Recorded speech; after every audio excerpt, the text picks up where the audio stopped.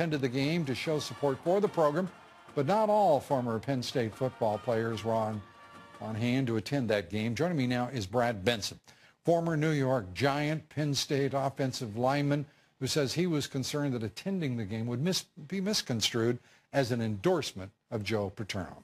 Brad, first of all, thank you for being here. Thank you, Lou. If I may just say, kudos to you, tip of my hat for having the guts to be a stand-up guy and to be here, because I know this has got to be one of the lousiest times of your life. Paterno, you have said, had basically too much power. Did you have a sense of that as you played there? I think that in this particular instance, it's demonstrative of the fact that over time he had acquired so much power that people were afraid to approach him about things that they saw going on that just weren't right.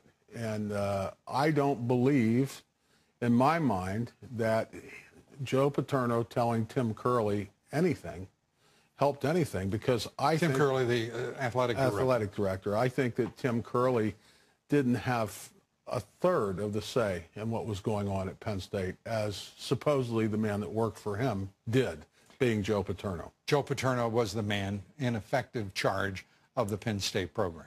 Unequivocally. I think he probably had more power at Penn State than obviously the chairman of the university. And I'm not just saying that Joe Paterno has too much power. I think that it's probably apparent throughout the rest of the college football ranks as well, probably. One of the stunning things is that there had been never, at least, a public discussion of any problem surrounding Jerry Sandusky, a man who retired as defensive coordinator in 1999. You played there under him. Your thoughts about the man? Did you sense anything wrong about him or the program that he was running? I never sensed anything wrong. In fact, I'd done a few activities for the Second Mile program. I was shocked, to be honest with you, that Jerry Sandusky retired when he did. I thought in the back of my mind that he would be the obvious heir apparent to Joe Paterno's job. He had been mentioned as certainly one, if not the heir apparent. He was 55 years of age in 1999 when he stepped aside. Penn State had the reputation for having the finest linebackers ever to go anywhere in the NFL and come out of college. And obviously, that was Jerry Sandusky's job, and he did it very, very well. As you were watching what's happening, and I mean, we've heard from Franco Harris saying he's outraged that Joe Paterno was fired. These conflicting senses of loyalty and relationships here, skewing the minds of, I think it's fair to say, a lot of people involved with Penn State, whether on the football team or not. We've seen students rioting over the issue. What are your thoughts as an alum, a great player yourself, a star in the NFL? What do you think about as you watch this thing unfold? Because we just never know where it's. I mean, one new development after another, it seems, each day. Well, first of all, I'll address the fact that the students rioting is absolutely ludicrous, because these events that happened way before they were even in the school as students, right. Number one. And I think if you took them aside and asked them really what's going on and what are the events and what happened, probably only half of them would really know. And so I don't put a lot of stock in that deal that they're riding. I think it's almost the thing to do sometimes in college. Right. But kids will be kids. Kids will be kids. But as far as Franco Harris being upset, I hadn't seen that. But my feelings are, I'm really torn, because I see a man that, trust me, if you missed one of your classes, he knew about it. He brought you in. He talked to you. We had people that managed those things. It was a tremendously well-run program.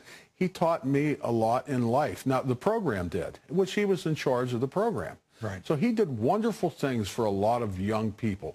Now, taking that and setting it aside and getting from there to here, I find it hard to believe a person that's that bright and that intelligent can be told about activities happening in a shower and not do anything about it. And that's where I have the brain freeze, because I know that Joe would have known if I missed my chemistry class. He was that on top of things when I was there. So how did he miss this? Yeah, and that's the question obviously everyone, including a grand jury, has been asking now for some time, and we're going to get some answers, obviously, as this soon, I believe, yeah.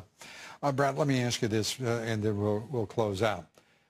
You've got a lot of friends, a lot of fellow alumni, guys you played football with. How much heat are you getting for coming down where you are?